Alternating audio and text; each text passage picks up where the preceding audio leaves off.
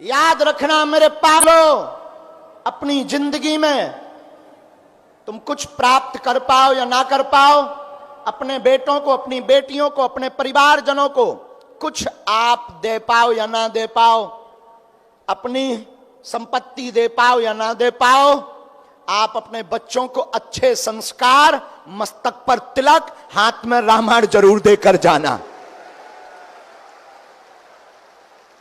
आप अपने बालक अथवा बालिका के मस्तक पर तिलक और हाथ में रामायण देकर जाएंगे। हम हनुमान जी के सेवक हैं, छोटे से, बहुत नालायक हैं, लेकिन भैया हम उनके चरणों की शपथ खा करके गदगद होकर के कहते हैं, वो बालक आपका नाम तो रोशन करेगा, उस भूमि का भी रोशन करेगा जहां जन्म लेगा। विरासत में बहुत से लोग अपने बालकों को बिजनेस, पॉलिटिक्स की गद्दी, राजनीतिक गद्दी और बहुत से लोग नौकरी देकर जाते हैं अपने बेटे और बेटियों को। बुरा मत मानना, पढ़ाई लिखाई करना बहुत जरूरी है, साक्षर होना बहुत जरूरी है ताकि कोई तुम्हें बुद्धू ना बना सके, लेकिन केवल पढ़ा लिखा भर होना बहुत जरूरी नहीं है। पढ़ लिख करके रोजी रोटी तो कमा सकते हो, लेकिन जीवन जीने की कला अध्यात्म से ही आती है। हमने बहुत से बच्चों को देखा, पढ़ करके बहुत बड़े बन जाते हैं पर डिप्रेशन के शिकार होते हैं, तनाव के शिकार होते हैं। अनेक बच्चे यहां भी बैठे हैं जो आए दिन एक ही बात को सोचते रहते हैं, आए दिन फिर आत्महत्या करते हैं। न जाने कितने प्रकार से टॉर्चर होते हैं।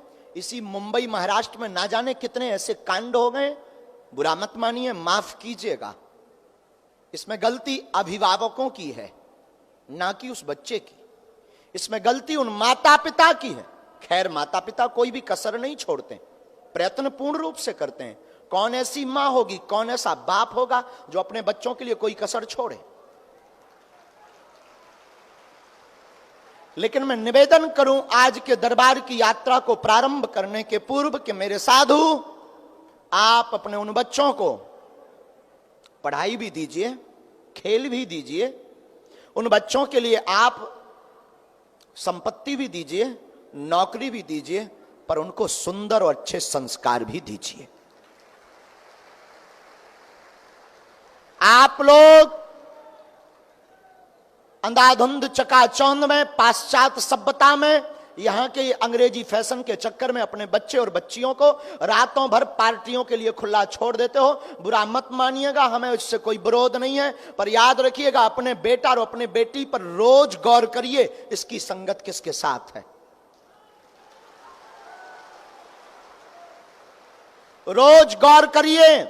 25 तारीख आती है, सांता क्लॉज आता है, तुम उसके पास में गिफ्ट लेने भेज देते हो। हमें किसी के धर्म से कोई विरोध नहीं है, हम किसी भी धर्म के विरोधी नहीं है, लेकिन हम निवेदन करेंगे, तुम्हारे अंदर अगर 2 बूंद भी सनातनी हो तो मेरी निवेदन है, अपने बच्चों को रामनवमी पर राम मंदिर भी भेजा करो। मेरी प्रार्थना है, आप अपने बेटा को और बेटी को प्रतिदिन 5 पाठ हनुमान चालीसा के या 1 घंटे के लिए रामचरितमानस पढ़वाना शुरू कर दो। ऐसे तुम्हें दरबारों में भटकना नहीं पड़ेगा। राम दुआरे तुम रखवारे, होत न आज्ञा बिनु पैसारे।